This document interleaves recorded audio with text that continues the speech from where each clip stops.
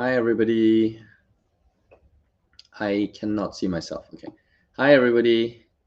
Great. Welcome to the Endowus webinars. Maybe we can start with the original slide, Min, the first one. Yeah. Just to welcome everybody. Welcome to the Endowus Q3 22 Market Insights and Performance Review. It's been a while, so great to be here and welcome everybody who's joining us tonight. I am Sam. I'm Chairman and Chief Investment Officer. And together with me tonight, I'm really excited to introduce Min. Min, say hi. Hi, everyone. All right. Min is our Director of Investment Research. And together with Sean Wong, who's our Head of Investments, we work together with our 10-person investment office on the investment side. So we're going to move through the disclaimers and then to the Slido. So please take note of the Slido code, Endowus 2022. You can type that if you go into the Slido page. And just a quick intro to Endowus, since there are people, I think, who are joining us for the first time. So Endowus is created to help everyone invest better, to live easier today and better tomorrow. And you may see some familiar faces here, like Ben Kang, our new client advocate and ambassador. You have Joanne, Rachel, Lou from 1M65, and Jackie on the far right, who's the founder of Hardware Zone. These are all Nuralisa, and all of these advocates are clients of Endowus, and they are on this journey together with us, all of our employees, and you, in trying to invest better so that we can live easier today and better tomorrow. Next page, man. We are the only digital wealth platform to manage both your private wealth and public pension, because we're the only platform that does CPF, SRS, and also your cash savings. We're backed by global strategic and venture shareholders, among them, obviously, our homegrown Economic Development Board investment arm, EDBI, Singtel, Innovate, and also UBS, the biggest private bank in the world. Their only investment in Asia Pacific into a fintech company, even a wealth company, is actually Endowus, and many others who are supporting our growth. But the company is primarily owned and have been building. We've been building the company up with our employees. Next page. And we are the top-rated digital investment platform in Singapore. We are also the largest wealth platform. We just announced our first acquisition in Hong Kong, which is exciting. And we are not only the largest, but also the fastest growing as well. Next page. Why our clients choose us? We really are trying to bring an independent, conflict-free, and strictly fee-only financial advisory service. We want to be holistic for all of your source of funds, CPF, SRS, and cash, but also work to your best interest to try to manage your short-term money, your medium-term, long-term goals. And so really, we are about goal-based investing, trying to meet all of your needs. We're a total wealth platform, and a full-service wealth management service. Our advice is strategic, passive, largely evidence-based, and holistic. Our access to institutional share class funds, to exclusive funds like the Amundi passive index funds, low cost or dimensional funds, etc. And then to do that at the lowest cost possible, including being the first digital advisor to provide 100% cash back on all the trailer fees or commissions that are paid to us by the product providers, the fund managers. Next page. We work with the leading fund managers, both globally and locally. So 50 plus portfolio managers and fund managers, names that you are very familiar with. And Min and Sean and the investment office, obviously, together with me, we work on choosing the best products, the best funds, the best solutions, and then build that into access products or strategies or portfolios that are suitable for you. And that holistic offering is trying to meet all of your needs, whether it's short-term cash management, whether it's a single unit trust or our Fund Smart platform, or advised portfolio. So the core flagship portfolio, which is globally diversified, low cost, ESG sustainable portfolios. We're the first ones to bring institutional ESG funds into Singapore retail market, and then the factors portfolio by Dimensional, where we expose you to the proven factors of returns, which will generate excess returns over time against the benchmark, and various other solutions that are built to meet your needs with the best-in-class products at the lowest cost possible. Next page. And our FundSmart platform especially is very interesting. Many people compare us to iFast or Poems or Dolodex. For 98% of our funds, I think, or something like that, 90% plus of our funds, almost all of our funds are going to be cheaper to buy on the Endowus platform than anywhere else in Singapore. Not only that, we would have exclusive funds like dimensional funds are all available on our platform. Amundi launched a series of the lowest cost passive index funds here in Singapore. The US Prime Index Fund, for example, is 5 basis points. That's 0.05%. It's actually the cheapest fund in the history of Singapore. And that includes SGX listed ETFs and UCITS ETFs. It's cheaper than anything. That gives you exposure to the broad US market, for example. We have MSCI World Passive Index Funds, which is really low cost, and a Global Ag fixed income fund that's really low cost as well. But generally, FundSmart for DIY investing, especially for mutual funds and unit trusts, by far the lowest cost solution, even including all of the Endowus fees. And oftentimes it's because we 100% cash back the trailer fees, the commissions that normally iFast, Poems, Dolodex, banks, brokers will all keep. And that's how they fund their business. Also, FundSmart it has great tools. So you can add multiple funds into a portfolio and then give you comprehensive analytics, historical, goal projections, etc., that will help you make better decisions. So a great technology platform and a great user experience that hopefully will lead to good outcomes. Next.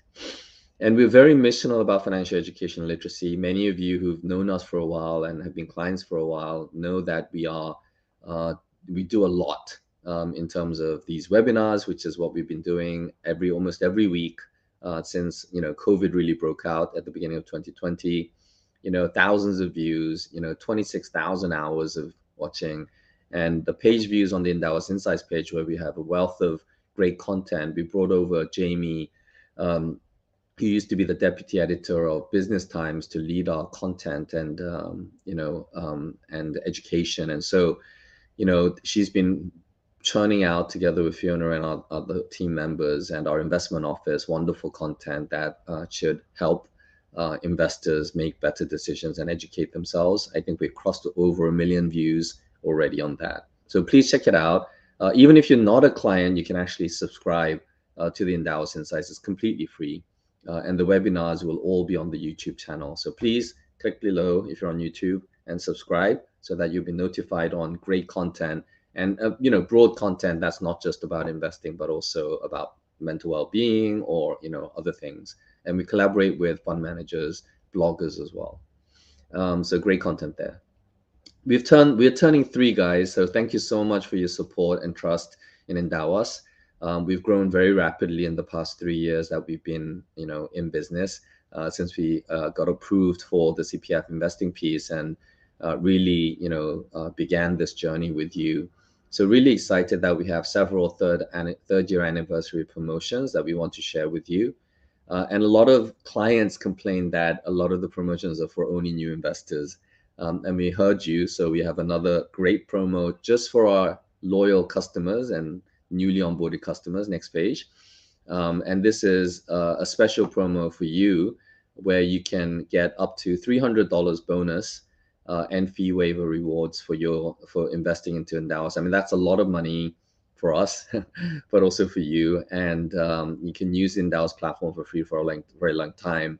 But you only have to do one thing, which is you have to refer 3 friends or family or customers or people that you feel will benefit from the Endowus platform. So scan this, and then if you can invite 3 other guys, then you get $100 each for them, $300 in total. It's the biggest kind of prize or bonus that we've provided to our clients and partners. So please take advantage of that. Okay.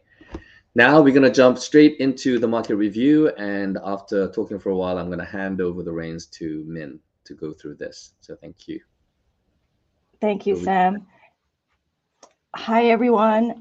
Thanks for joining us today to go over the market review and then the portfolio performance and finally market outlook with Sam. On this chart here, you see 4 different asset classes. Commodities, which is the line in yellow, continue to be the best performing asset class on a year-to-date basis, even though that asset class was actually negative in the third quarter. That's actually a reversal from the first 2 quarters, Q1 and Q2, where it was positive, but the third quarter was negative, and even then, it is still the best performing asset class year to date. The S&P Goldman Sachs Commodity Index, which is a well-known index for commodities, it returned about negative 10% in the third quarter. And this is a big change from its performance in the first quarter, where the index returned more than 30%. So it's a big difference, 30% in the first quarter to negative 10%. So that's a difference of 40%. In contrast, you see that the MSCI Equity, which is often used as a proxy for global equity market, that and the Bloomberg Global Aggregate Index, which is a proxy for the global fixed income market, they actually paired their losses in the third quarter. So even though they were still both negative, they had smaller losses in the third quarter compared to the second quarter. With this chart, you can tell, it's actually over the last 6 months, global equity markets continue on their roller coaster ride. It was down, up, down, and then down again. So in the third quarter, we saw a brief rally in July in most of the regions. So the exception would be China and to a small extent EM, because EM is very much impacted by what's going on in China.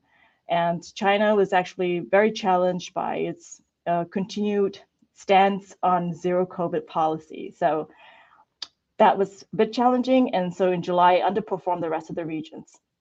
However, this reversed in August and in September.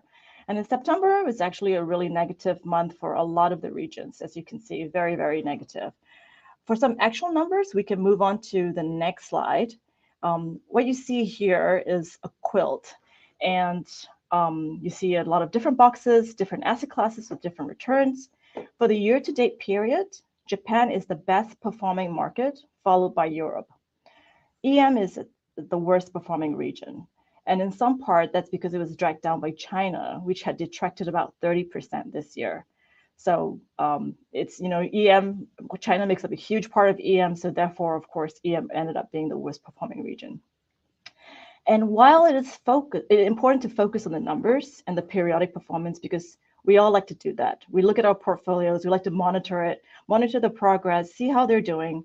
I think it is still important for us to take a step back and just look at the big picture. So the big picture here, these are just boxes with different colors, and they seem to be generated on a random basis. You don't know which color is going to end up top in the next quarter. So the takeaway here for me is that it is so hard to predict which market and which region will outperform at any given time.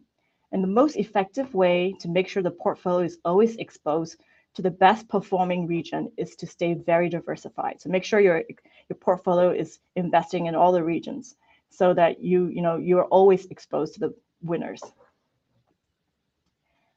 And with that, we go on to the sectors. Here you can see the gig sectors for the MSCI Equity Index. There are 2 positive numbers here at the top. This is actually because these are returns in Singapore dollars. But if you look at the US dollars, you will see that all the sectors are actually red in the third quarter. So the MSCI Equity Energy in USD detracted about 1.56%.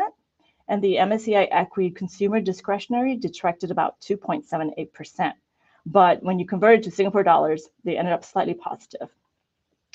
And of course, the only green number here for year to date is energy. We've discussed a little bit on energy already. And with that, we move on to the next slide, which shows the major commodities. And we see that they have ended their rally recently. So it was a roller coaster ride, very brief and very exciting. But it's staying negative this quarter, unfortunately. So on this next slide, what you're seeing is the returns of the various commodity asset classes, so sub-asset classes. And with the exception of wheat, the other commodities all had negative returns in Q3.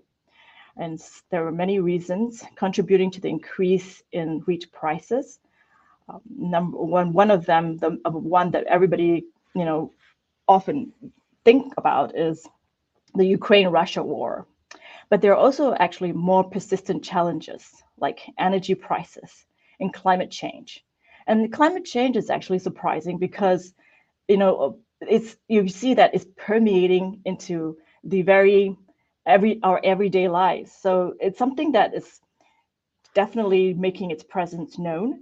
The challenging climate has meant that we're seeing more droughts and dry weather, leading to all these wheat exporters having a very poor yield. So with the poor yield, they're able to export less of the wheat, and therefore that just puts pressure on the prices of the wheat and some of the other commodities as well. So it's not just wheat, but there are also some other food commodities that are also impacted by this. And then we go on from here to one of the largest components of the commodity index, and that is crude oil. Crude oil peaked in May and have been declining since. And there are some sell-side analysts saying that the crude oil may have hit the bottom in September, and we may see prices go up again as China reopens. But as we have seen before, the commodity market is extremely volatile, and it is really hard to tell for sure what the performance will be from quarter to quarter. So that's something that we should bear in mind. So going on from sectors to commodities, and then we move on to factors. Factors, as you know, are defined as systematic characteristics of securities that can be exploited to achieve higher returns. And it sounds very academic, but it's actually very intuitive. I think a lot of us know what the factors are. We've been exposed to factors like value and size. And those are the two main factors that we're going to talk about right now today. Here on this chart, you see the growth of wealth of three different indices: the MSCI Equi Value, MSCI Equi Growth, and MSCI Equi Blend or Core, a combination of both of these. And you can see that in the third quarter, global growth stocks actually outperformed value stocks by about 1.7%. That's actually a reversal from the previous quarters where value was outperforming growth. But on a year-to-date basis, value still leads growth by a substantial margin, almost 2 times what the return of growths. So even though they're negative, value has definitely declined far less than growth.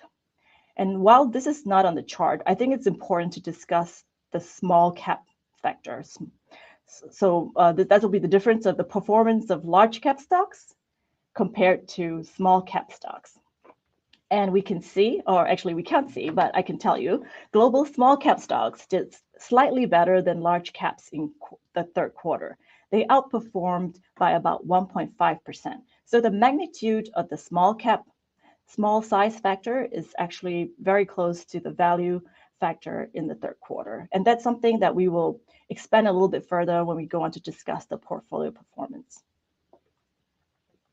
Moving on from equities, we go to fixed income. We see a very complicated slide with a lot of negative numbers. And so this really just talks about the drawdowns that the fixed income markets have had in the past 30 years. And the deepest drawdown, or the maximum drawdown that we're experiencing right now, that's the worst so far in the past 30 years. And that's something to remember. It's very severe. It's not something that's common, as we can see from the chart that goes back 30 years. So it stays, I think it's important to keep that perspective, that this is not an everyday occurrence. And the fact that this is happening is likely a combination of different factors, leading to a perfect storm. So interest rates were very low. Inflation was very high, still is very high, and we were coming off a period of quantitative easing, loose monetary policy, with a lot of stimulus money to help ease the pain of the lockdowns during the pandemic. So a lot of central banks were pumping money into the system. And for example, in the US, the government was sending out stimulus checks to people to help those with who have lost their jobs, who didn't, the restaurants were not open, so they couldn't work. Also, unemployment, if you had unemployment, you were getting more than before. So there's a lot of money going into the system. And then add to that, the Ukraine-Russia war really exacerbated the supply chain challenges and made inflation worse. And central bank's primary objective is making sure that price levels remain stable and that inflation remains below a certain level. So to this end, they all have inflation targets that they are mandated to meet. The US Federal Reserve, for example, has a 2% inflation target, so the August core inflation level, which came out in September, showed that the core inflation level in the US was about 6%, over 6% actually. So the Fed has been raising interest rates to cool demand from people, consumers, the population, so that inflation can start to come down. So that's just a teaser, but to make sure we have enough time for Sam for the market outlook, I won't go more into this, but we do publish a quarterly market update and outlook piece. And so if you're interested, it goes deeper into the mechanics of this. So please feel free to give it a read. If you don't have access to it, just ask a question on Slido, and I'm sure our client team will be happy to help you. Now we see the same color quilt again, but this time it's for fixed income sub-asset classes. So while all the sub-asset classes have seen negative returns in all 3 quarters, I just want to point out one of them, and that's the inflation-linked bonds. They remain the worst performer in the year-to-date period.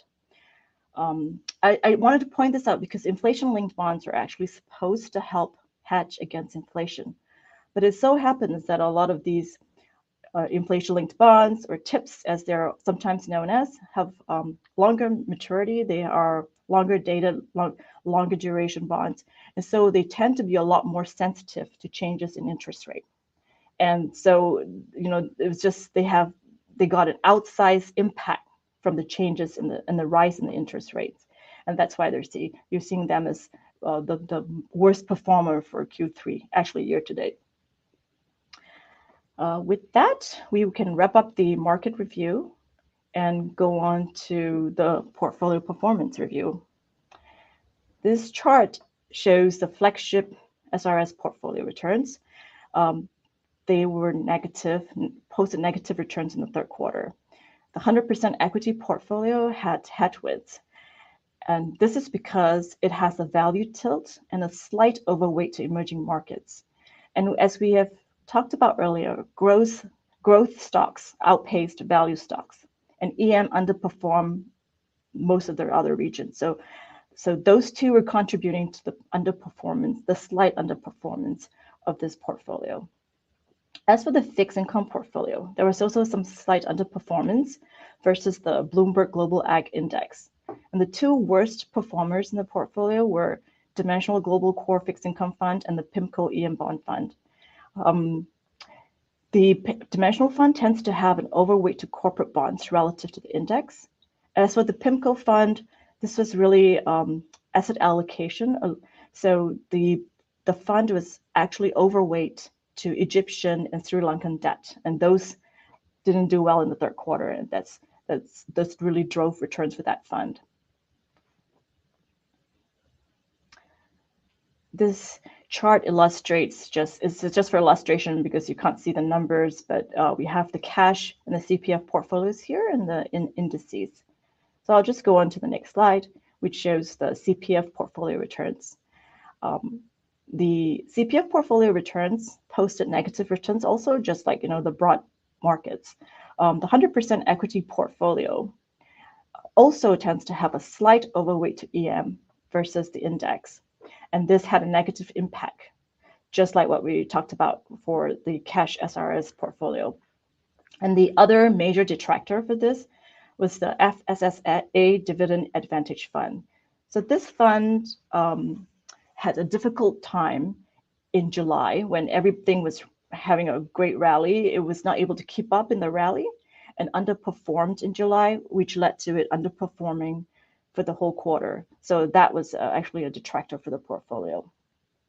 The 100% fixed income portfolio outperformed the index, and that's because it has about 30% allocated to a shorter duration fund. And this fund, because it's shorter duration, it was not as sensitive to the increase in interest rate, and so it benefited when the longer duration bonds in the index sold off more. So in relative terms, it actually did better, helping the overall portfolio. From here, we can move on to factors. This portfolio is actually important. That's why we had the factor discussion earlier, because the factor portfolio has emphasis to both small and value. And the 100% equity portfolio was flat against the MSCI equity in the third quarter. So there were two components at play: the value tilt and the slight overweight to EM.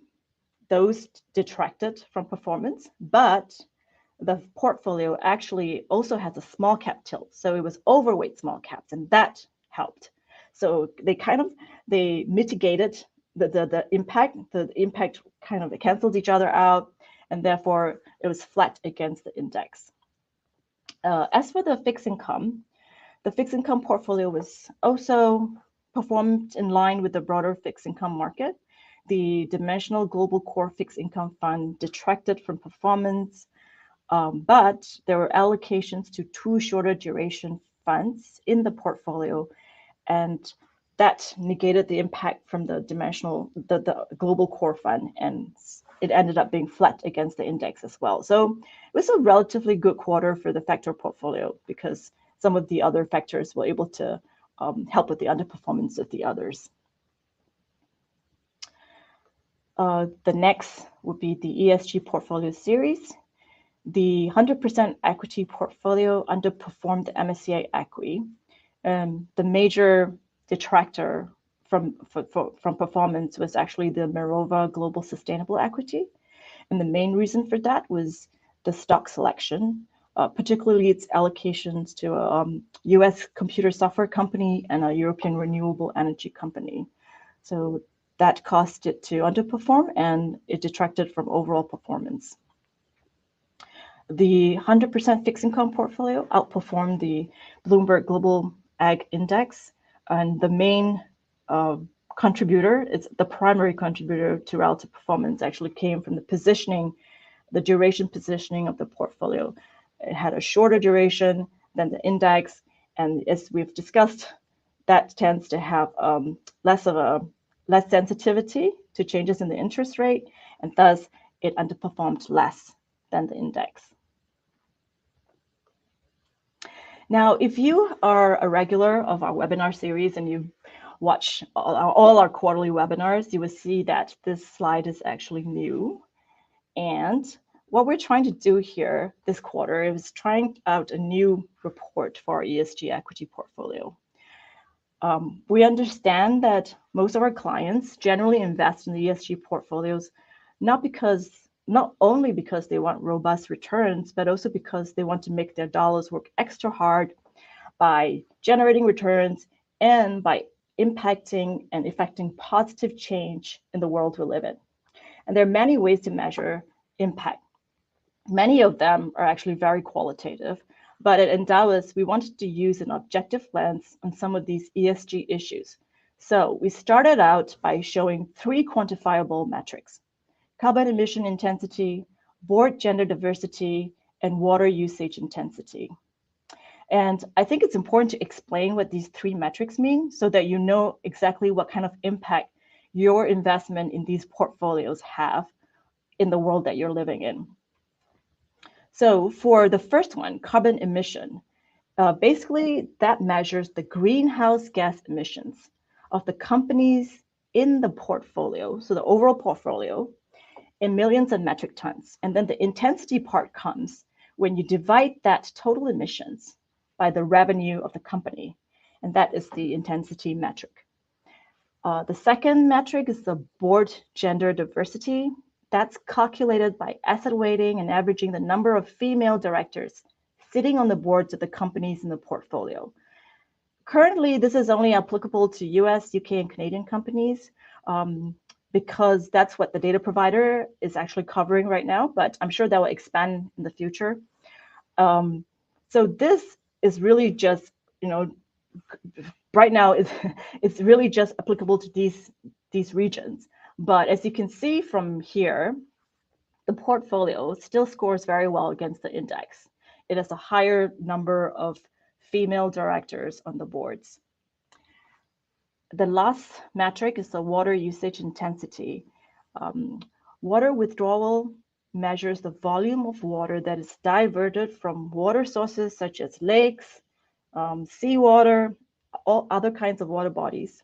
Then you divide that number by the company revenue, and that gives you the water withdrawal intensity.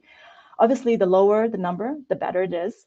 This means that the companies are actually using the resources more efficiently, and the portfolio performs very well on this metric as well.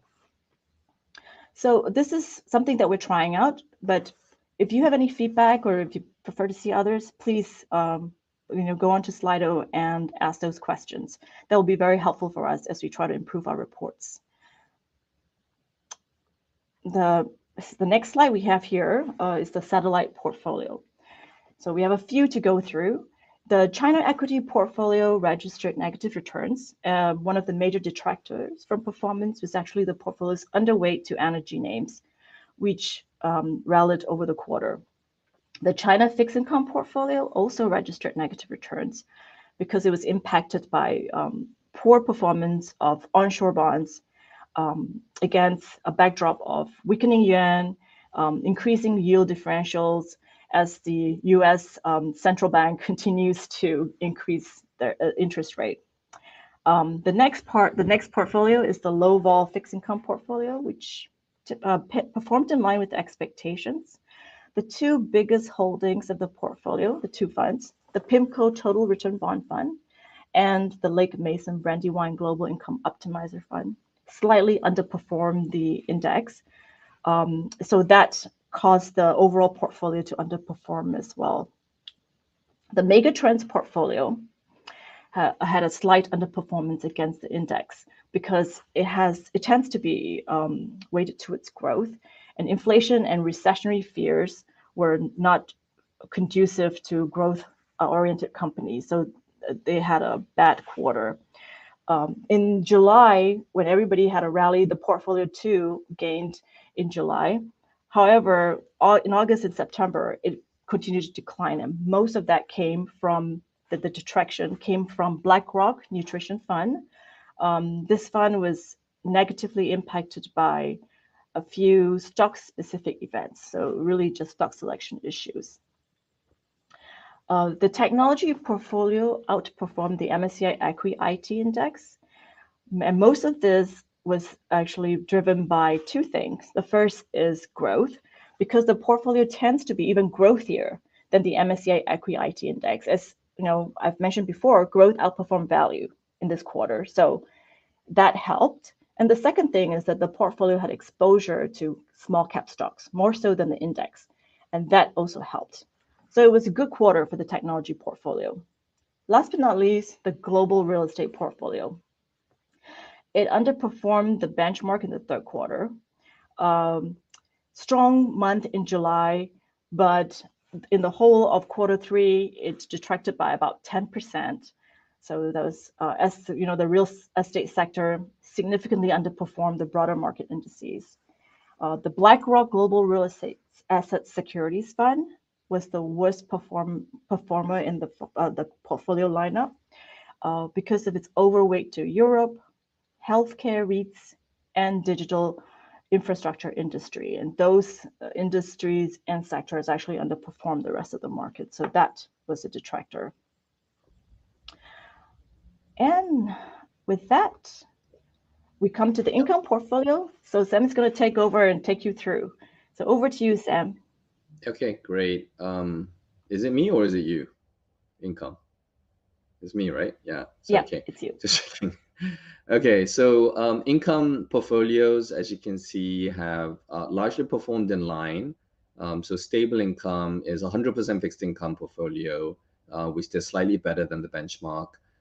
Higher income adds a 20% equity allocation, future income for younger generation investing for the future and growing. Has a 40% equity exposure, and largely it's done exactly what we expected. The thing that we have to remember is that higher income is a product that was targeted and built specifically to achieve a higher yield and take more risk in doing that, achieving that higher yield. So the fixed income portfolio, apart from the 20% equity allocation, there's also the fixed income allocation, which has a higher proportion of exposure to the credit side, a higher yield, and also emerging market bonds in order to achieve those yields. So as a result, the price impact when interest rates fall is exacerbated by the sensitivity to interest rates and the credit spreads. So I'll talk about the credit spreads later, but the next slide I'll show you exactly what that means. Income portfolios are supposed to be, us putting in the money so that we can generate an income from it. So the most important thing is, are we generating the income that we were supposed to with the original investment that we put into the portfolio? And the bottom line is that actually, yes, that is what has happened. So the dollar amount has remained steady, but because of the fall in the value, the yield has gone up. Not only that, the rising interest rates allows for maturing bonds to be reinvested at a higher yield, and therefore the expected yield and dividends for the portfolio will also gradually rise steadily. So the fixed income portfolio is doing exactly what it's supposed to do, and yielding something that is, apart from the anomalies that you see once in a while, is largely trending a little bit higher. And higher income is now 6% plus, stable income is 5% plus, and future income is 4% plus. If you normalize it, because that spike is coming from a single fund that has a quarterly distribution rather than a monthly distribution. Everything else, everything in higher income, stable income, and everything else in future income is monthly, but there's a quarterly distribution there. So I think the income portfolio will continue to give you the income that you need by allocating more, and any new allocations and new investments will be generating this higher yield, which is beneficial for our investors. Next page. I'm going to move on to CashSmart, and in the interest of time, we're just going to have to move this very quickly. CashSmart Secure, again, with rising interest rates, everything, yield is rising for everybody. But as yields rise, price goes down for fixed income exposure. The only thing that's unaffected is Secure, because as you know, we have 3 different types of CashSmart solutions across the whole spectrum of risk. And duration and returns. And so Secure did what it was supposed to do, which is, again, eke out a positive yield and positive return for the quarter. Its annualized rate is now, much well above 1%, heading to 2% actual return. And the forward-looking yield I show on the next page is actually crossing 3% now. So no, not now. I'll show later on that.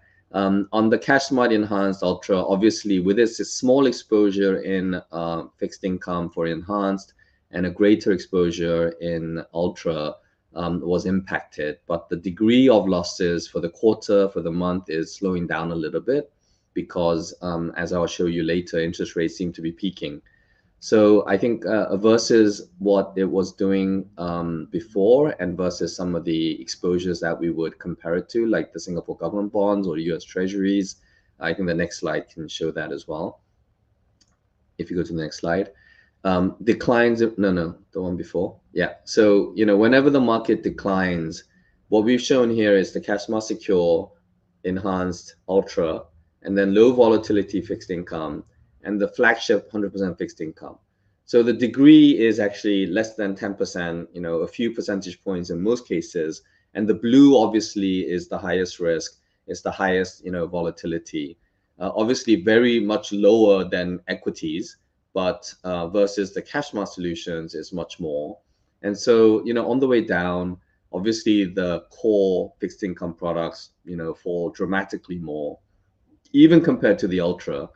And then that compares to enhanced, which moves much less, and then secure, which is always positive. So I know it's very difficult to see, but the light blue bar on the far left of every period that we have shown here has always stayed positive. Even in the market decline of January to June this year, the first half, when everything fell like double digits for the regular fixed income, low single digits for ultra, 1 point something percent for enhanced, secure actually did the best in terms of positive yield generation. So that's what it's supposed to do. And I think that clients need to reassess again whether cash smart secure is the right product for them, or whether cash smart enhanced or ultra is. I understand that those who have been in ultra or enhanced even have suffered because of the unprecedented kind of environment we're in. And myself and a lot of employees also have exposure there, so it's a little bit painful, but it's doing what it's supposed to do. And once the interest rates peak and start coming down, that will generate good returns for us as well. But on the next page, I think 2 pages, maybe one more, since this one I already talked about how government bonds have done worse. But the yields in general are continue to rise. So whether it's income portfolios, whether it's fixed income in general, or whether it's cash smart as well, even though the returns have been negative for ultra and enhanced, the yields are rising very rapidly. So ultra has actually gone even higher than this, and secure just breached 3%. So we get a weekly update from our fund management partners, and the Fullerton Cash Fund, which we talked about in our previous quarterly, and the Lion Global Enhanced Liquidity Fund, which is the backbone for pretty much every cash solution, cash management solution across not just our spot, every robo, has also done have seen yields rise. But actually Fullerton Cash SGD funds have now gone up to 3.15%, which is even higher than many fixed deposits available out there, and yet provides daily liquidity, and is actually even higher than the Lion Global Enhanced Liquidity Fund. So it's interesting how these things change. And I think the whole point about Endowus is that you get complete flexibility, that you can buy a single fund like Fullerton Cash SGD or Lion Global Enhanced Liquidity, and you can buy the portfolios like Cash Smart and expose yourself to the appropriate product at the right time, and maybe choose the one that is the right risk level for you, but also gives you the best yield as well. So with that, I'm going to wrap up the portfolio section and then go on to the market outlook. And as we do the market outlook, next page, we're going to touch upon a lot of macro, so please bear with me. I'm looking at the Slido and I realized that there is a lot of questions about macro, whether the Fed is expected to continue raising rates. Should we wait, to buy bonds or fixed income? Is it the right time? I think there's a lot of questions about whether we should go back into fixed income or should be buying, or we should hold on to it so that we enjoy the recovery, whether it's the core fixed income or whether it's Cash Smart Ultra. That's a big question for us. And then also, Fed strategy on printing money is always been wrong. I don't necessarily agree with that. In a very deflationary environment like 2008, you would have to actually print money to save us. So what the Fed did and many of the global, central banks did back in 2008 and 9 was probably the right thing in hindsight, to save us from deflation taking root. And deflation is worse than inflation. And that was what we experienced in the Great Depression in the 1930s. So I think understanding that and knowing the risks of deflation and how it can remain entrenched like it did in Japan, growth for many years because of the deflationary pressures, I think the Fed did the right thing. But now in this cycle, I think they went too far and printed a bit too aggressively and behind the curve on inflation. So inflation is critically important. And we dealt with this in our new quarterly insights article on the markets, but inflation is exactly what everything is about. The Fed is raising interest rates because of inflation. The supply side shocks, the COVID recovery, the demand, it's all leading to inflation. And inflation is the one thing that we need to watch, because that's what's going to determine what the Fed is going to do. And what the Fed does is going to impact financial markets in a major way. And I think we've been conditioned, and we realize that, don't fight the Fed. That's the title of the quarterly that we just published. But the market, after being, pummeled into submission back in the early 2000s when they were cutting interest rates to be bullish, and then post, rising interest rates, they've always led to markets declining. I think that, we're learning to not fight the Fed again. So again, just on inflation, where are we on inflation? Is it peaking? A lot of the indications suggest that, with inflation surprising on the upside for a significant amount of time, the change at the margin is suggesting that, maybe it is peaking. And what surprised recently is not just regular inflation, which is goods and services, wages and housing and that kind of stuff, but actually core inflation, which is food and energy, led by soft commodities and hard commodities and oil. These have been actually surprising meaningfully on the upside. And when initially you see on the right chart that slight dip that we saw early into the middle of this year, that's actually started picking back up. And I think that's due to some of the things that Min mentioned about whether it's the climate, whether it's the Ukraine war, whether it's China, whether it's oil, OPEC's response to falling oil prices, whatever it is, there is this core focus on core inflation as a sustainable risk to the global market and Fed policy. With that, I'm going to turn to the next page, and we can discuss, what that has done to the Fed yield, the U.S. Treasury yield curve in the U.S. because of what the Fed is doing on the short end, and what the inflation expectations are pricing in yields 1 year to 3 year, 5 year, 10 years out. So obviously December, which is the yellow line, very complacent. Fed was at zero, and the Fed was behind the curve despite inflation rising very rapidly. And we said at the time that inflation may not be transitory. Since then, obviously by June, we said, okay, it's going to get to 3%. So we priced that in. But then obviously that wasn't enough. So September, October, we're seeing that the peak Fed rate may be above 4%, maybe as high as 4.5%. And recently we've even had people come out and talk about maybe 5% and even higher. And so the market has actually moved very quickly to reprice the yield curve. And the next page will show that, this is what the market does, which is move ahead of the curve. And this is answering the question from Anonymous. There's way too many questions from Anonymous, but the fact it's expected to continue raising interest rates. Should we wait to buy bonds or fixed income? Yes, if the market interest rates are going to rise even further than that. So the market always moves ahead of the Fed. It was way ahead of the curve by already March, April, when the market was expecting a 2.54% in yield, and the Fed rate was effectively at 0.33%. So between 0.25 and 0.5%. They'd raised rates just once in March. And they were ahead of the Fed, who eventually caught up by August by 2.44%. So they were 5 months ahead.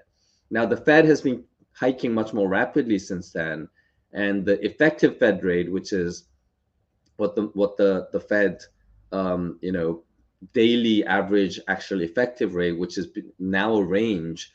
The Fed official Fed rate is a range of, let's say 3 to 3.25%. Then the effective rate will be somewhere in between. So October is 3.08, despite that being 3 to 3.25% range.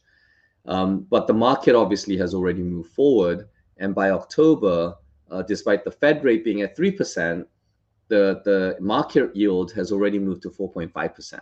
So it's way 2 months ahead of any hike increase that is going to happen. And you saw August and September being flat in the Fed curve. That's because the Fed doesn't meet every month. The rest of the year, there's 2 more meetings in November and December. And the expectation is that at least for November, we will have another 0.75% hike. And so that's already priced in. In December, the initial expectations were a 0.5% hike, but now a lot of people are talking about 0.75, and that is what the market has already priced in. So we're in October, the market is already at 4.5%. Even if the Fed goes to 5%, which is where most people think it will peak, or 4.5%, the market is almost there. So the price impact on fixed income prices and market is largely priced in. The recent leg down was the market pricing in a move from 3%, 3.5% to 4.5%. That's a decent move. But from 4.5% to 5, unless it goes to 6, 7, 8%, is probably unlikely. And the delta is much smaller versus a move from 2 to 3% is a 50% move. So, the delta is going to be much smaller. So the impact on the fixed income is always going to be less going forward than it was in the prior few months. So I think fixed income and bonds become interesting again. So it's worth taking a look at. But we need to have certainty that the yields are peaking and the Fed pivot may happen for us to have a much higher level of conviction. Next page, please. And so inflation is most important because this is going to determine what the Fed will do, because Fed may raise 75 basis points in November, but even in December, we were going to have another 2 months of inflation print. So I think that we will be able to, one more month of inflation print at least, if not 2 months. So 1 more month of CPI, 2 more months of PCE. So the actual indicator that the Fed uses is the personal consumption expenditure index, which is a much more core index. And then the CPI that just got published was a little bit disappointing, but the market actually rallied off the back of it. That one, we have another month of a print in October after the November increase. So I think that, long-term CPI, where it's anchored is really important. And you see how much of an anomaly this is, the spike. And it is because of COVID, Ukraine, China, supply chain, lax liquidity, quantity easing, all of those things, and the fiscal indiscipline or fiscal stimulus that we saw. All of that has combined into an inflationary pressure. But, at the margin, it's very difficult to see this going, significantly higher than this. And the long-term mean is in the 0 to 5% range. And I'll show you a calculation next page that is going to help you frame this, because inflation at the core of it, and we've said this before, is a year-on-year number. So the past 3 months, the average month-on-month rate has surprised on the upside, accelerated to 0.5%. Now, if you assume a 0.6% acceleration, then the CPI, core CPI, will remain largely the same to slightly increase to 6.9%. But if it falls slightly to 0.4%, which is much more realistic, that's stubbornly high inflation. 0.4% month on month is a very high number. And if that's the case, even then, by the middle of 2023, inflation would have eased back to 5%. If you expect the core inflation to ease even further to 0.2%, then inflation will come back down to 3% very quickly. And a 0.3% obviously is between that 3 and 5 number. So you can actually think of it as a 1% incremental fall for every 0.1% month-on-month decline. So no one expects us to recover to the 2% inflation target in a major way. But if we get a 0.4% print or a 0.3% print, and inflation starts coming down towards the 5% or 4% level by next year, then it's very feasible that the Fed may actually stop raising interest rates, may even, if growth slows down quite rapidly, may even cut rates at certain point within 2023. And that's why inflation becomes so critically important. And this this graph with a month-on-month picture gives you a good, scenario analysis of what can play out over the next 6 to 12 months. Next page. And this is why growth is again back in front and center to everybody's concerns, because the Fed is almost certain to push growth down, because that's what it's supposed to do. Interest rates are a function of demand. So basically, if you raise the cost of money, which is interest rates, your mortgage payments go up, which affects rent payments. Your loan payments go up for everything. Your credit, becomes more rare, so you can't like pull credit or you use your credit cards to buy stuff. And at the same time, if you lower demand and there's layoffs, wage inflation will start coming down. So your income growth, which was accelerating, may slow, and you may have increasing unemployment, which means that the overall demand, the aggregate demand of all consumers, will start coming off. So interest rates at the core of it is a tool that central banks use to control demand. It has nothing to do with supply. Now, the supply side, which has been a problem, is starting to ease. And if China, post the Communist Party Congress, focuses on growth again, it's something to watch. And we'll touch on China forecast again. But generally, I think the overall expectation for growth is receding. And I think that concerns about recession has increased. And so with the Fed remaining aggressive until the end of the year, the risk of a harder landing has risen. But in return, what it means is that demand will be weaker and therefore inflation will come off faster, which will also mean that interest rates will be impacted again. Next page, please. And a key outcome of the Fed raising interest rates quite rapidly, not just quite rapidly, at an unprecedented level again. We've never seen the Fed raise interest rates this fast in such a short space of time since when I was 6 years old, which is in the 1970s, when Paul Volcker was trying to fight inflation during a energy crisis, and when Nixon was impeached and there was a political crisis and the US had to come off the gold standard. Multiple crises, which actually is much worse than where we are now. There was a massive demand shock as well, whereas right now demand remains relatively robust. And that's part of the problem, that with supply limited, demand is remaining strong and leading to higher inflation. So it's not a case of demand being weak right now. Demand is surprising on the upside. And as a result of the rate differential, the interest rate difference between the US, which is going up very rapidly, and everywhere else in the world, which has keep trying to catch up, the US dollar is ruling supreme among all the currencies. It is at a 20-year high.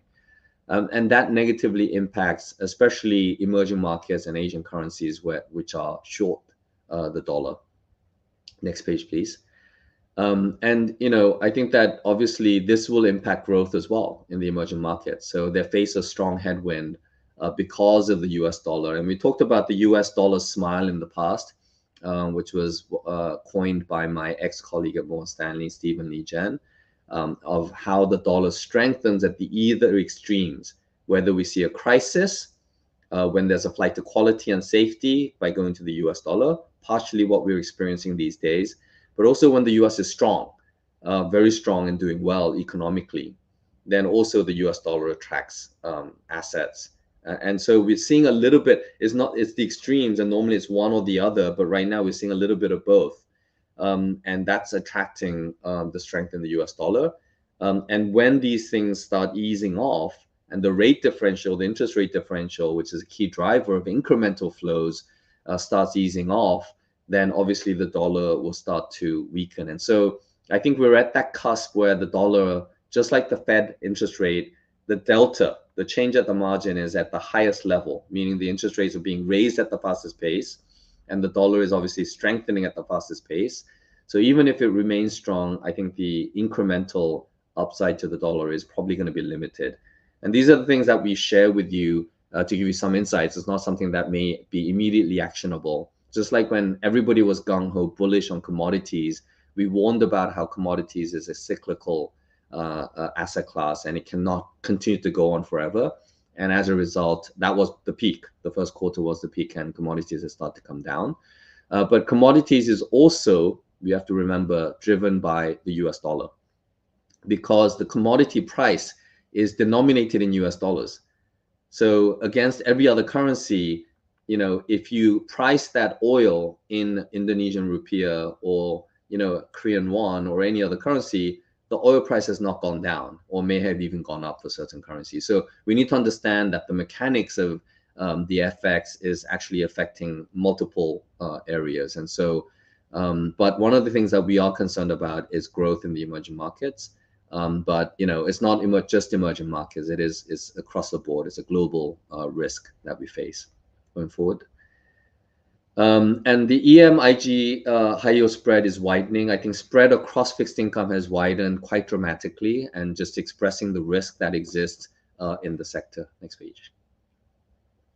And China in particular has been impacted much more faster, sooner because of COVID, because of the restrictive policies, but also because of the government policies related to real estate and real estate debt.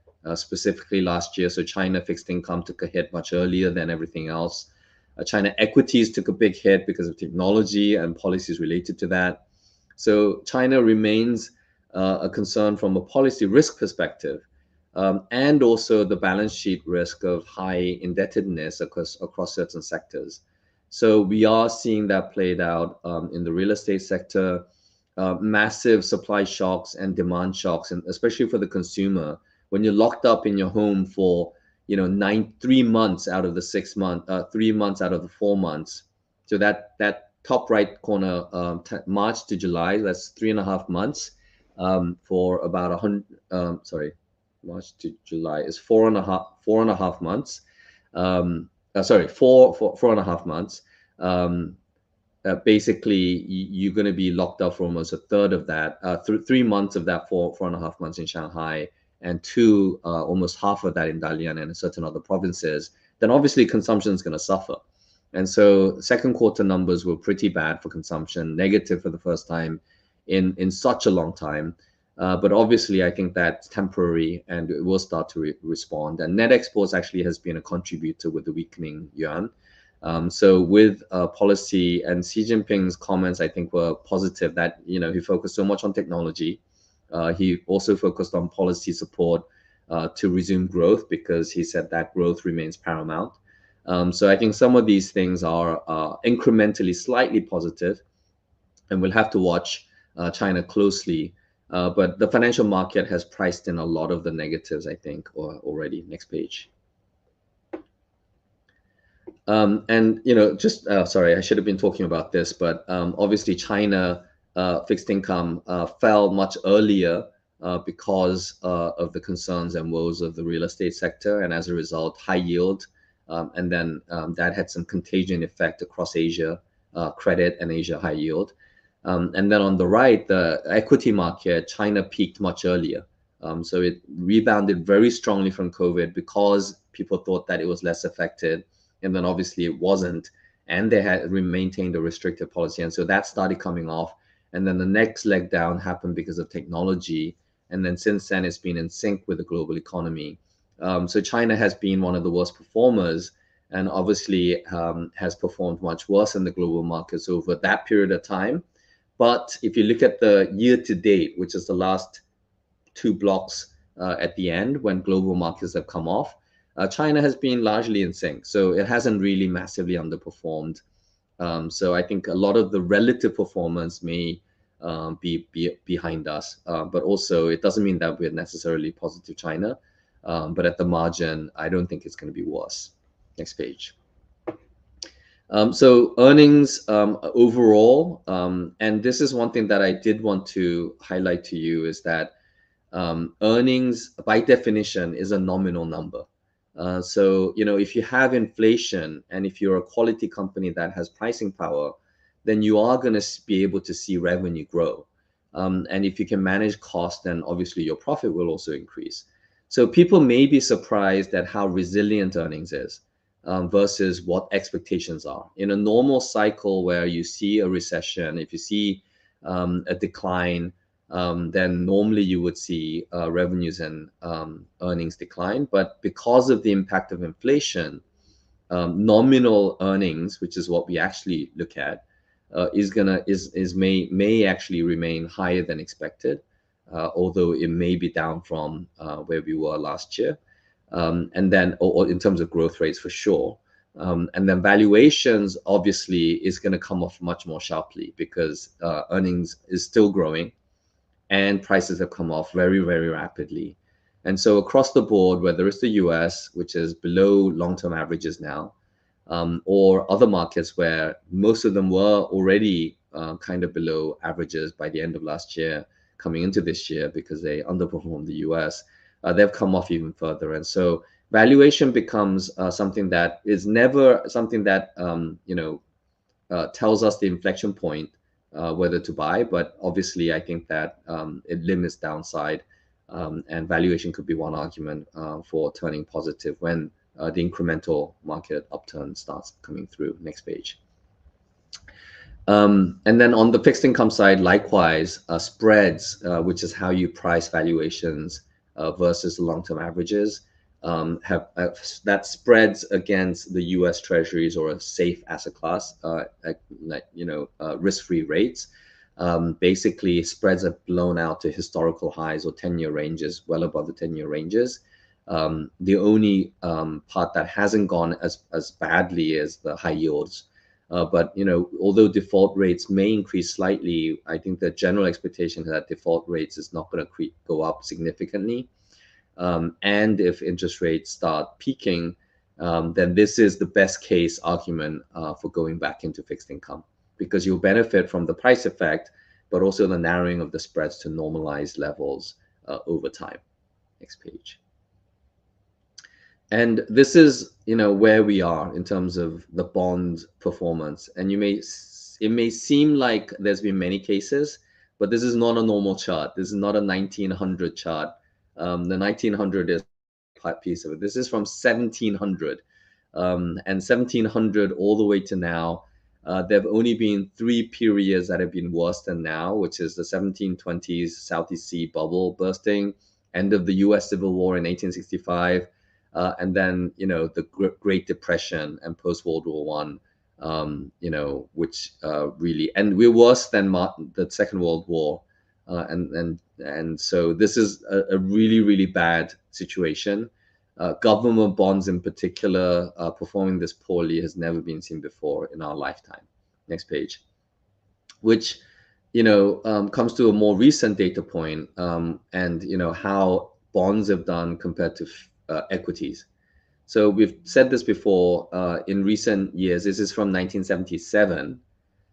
There's only been 3 cases where equities and fixed income have both been negative. And this is by far the worst performance ever. Even last year, bonds were slightly negative, but equities was positive. Next page. And as a result, we need to think about how, because it's so rare, since 1976, 1 year is a 0.4% probability that you have both stocks and bonds being negative. That's the top line. In terms of months, 136, obviously, and then 1 year for a full year period, 0.4% chance. So that chance has been realized this year. But if you extend that out to 3 years and 5 years, what is the probability that fixed income and bonds both remain negative? Is 0. It's never happened in the history of mankind, in even way back. And the 60-40 portfolio is something that's been bashed a lot because of this reality that fixed income and equities have both declined. And there was some question in the Slido related to this, asking, about whether we should have other asset classes because equities and fixed income have both been negative. So the answer to that is it's possible. And commodities last year coming into this year would have been great. But look at what it did this last quarter, last 6 months.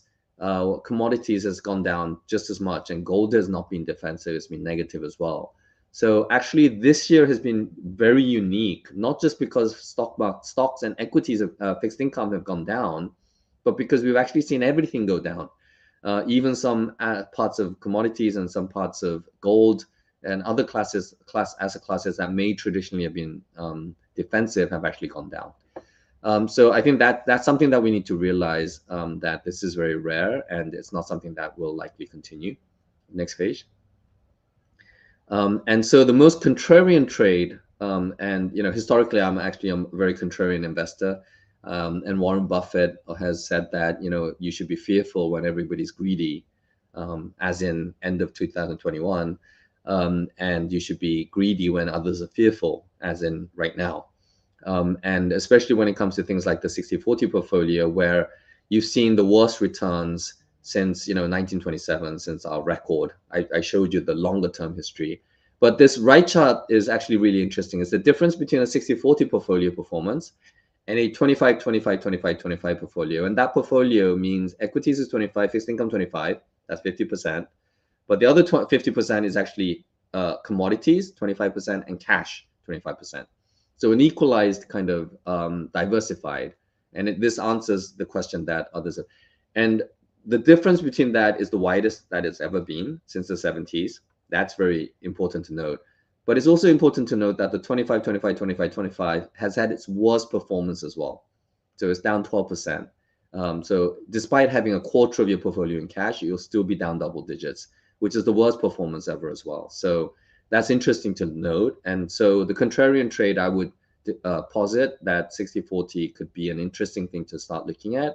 And one of the components of that is the previous slide, that it rarely continues, and the fact that fixed income at certain point in time in the next 3-6 months, or maybe even next month, if interest rates peak and inflation starts coming down, could be a very interesting trade. Next page. And this is the other aspect of it, because we always look at the worst outcome. So during the year, all the red dots is the intra-year decline. But where does the annual return at the end of the year end up? Normally positive. So you're always going to have, at some point in the year, a very negative number. And at the end of the year, you're going to have a better number than the intra-year worst decline. And so despite the average year-on-year drops of minus 7.7%, annual returns actually ended up being positive for 35 out of the 42 years.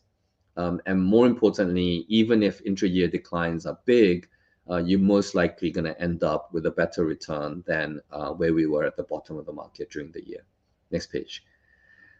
So that really tells you that it's very, very difficult to time the market. We always say picking bottoms is a dirty business, and it's especially true when it comes to financial markets and equity markets and fixed income markets. Trying to time that bottom is going to be very, very difficult. Unless you're clairvoyant or can predict the future, you should not be doing that. And normally we see a sharp fall and then a sharp rise. So we saw a sharp fall and then 3 days of sharp rebound. Those days are some of the best returns, and we don't know when the bottom is, whether this is a dead cat bounce or bear market rally, or whether we've already confirmed the bottom and we're rebounding. No one will know until it's actually happened. And unless you're invested at that point at the bottom, you're not going to be picking that and selecting the bottom. And so, if you miss some of those few days at the best week out of the year, best month out of the year, then your total market return is going to decline quite significantly. And this is one of the reasons why we say long-term investors, not traders. If you're trading, that's fine, that's you. If you're using the Endowus platform, we would assume that you're a long-term investor trying to build long-term wealth for your retirement and your long-term family goals. I think that it's going to be very, very difficult for you to time that bottom. Next page, please. And I'm mindful of the time. And the one thing that as a contrarian investor, we always look at these indicators of bull and bear. We're actually at zero. It's very rare for us to be zero, but we're zero for 4 weeks in a row now. This is the Bank of America Merrill Lynch historical kind of index to measure the bearishness or the bullishness. And you look at where we were in February, early 2021, we were at 7.7, extreme bullishness. And maybe it was the right time to sell. But right now we're at the most extreme bearish, and a lot of the indicators and building blocks of that are at extreme levels. So if you're a contrarian investor, then this is something that gets you exciting, someone like Warren Buffett. Next page. And then obviously, this chart we've shown before, so I think we can skip that. Maximum opportunity is always going to be in the level where you are going to be concerned. Next page. And I think that as we espouse recurring investment, dollar cost averaging approach to investing, And this is the way to pick the bottom, is to continue to invest so that you're fully invested, but you're dollar cost averaging on the way down. So when the market turns, you have maximum amount invested.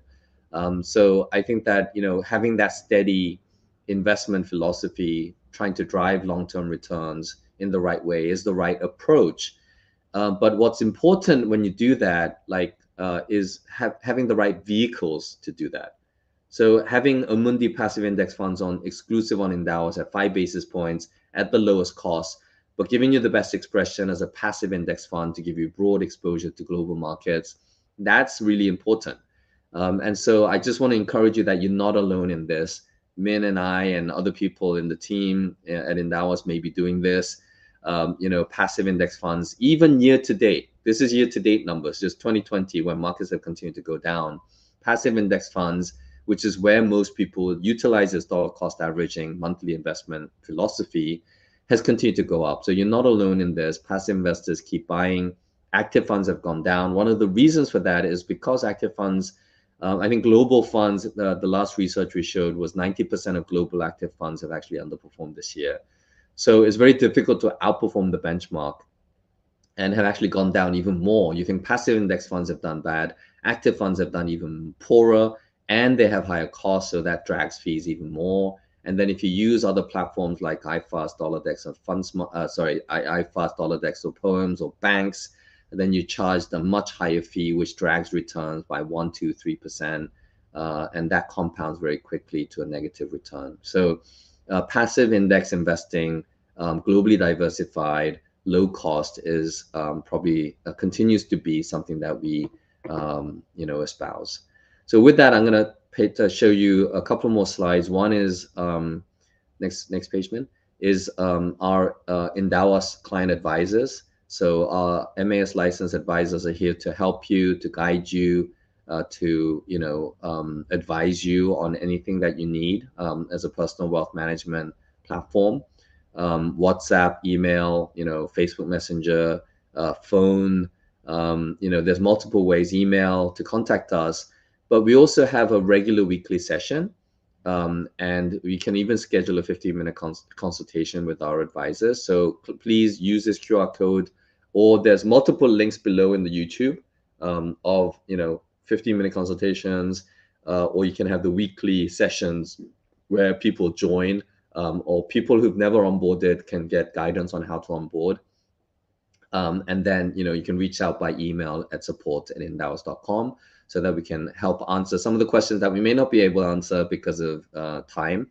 And then the next page, once again, we just want to highlight the promotional codes that are on our website. So please go to the website and look at the promos on turning 3. There's also a special deal for people who want to attend the Singapore FinTech Festival, we are our partners. We have some community events. I'll be speaking. Greg will be speaking at a panel at the Singapore FinTech Festival. And the next page, the QR code again, that allows you to get $300 bonus as an existing client if you refer 3 of your friends and family to open up account and fund the account. So with that, we're going to take some more questions just very quickly in the interest of time. I've answered most of the questions on the fixed income and Fed stuff. And do you see anything, Min, that you want to take on if you have? Some of our... I think we've answered most of the questions. Yeah, I think we've answered most of it or covered it.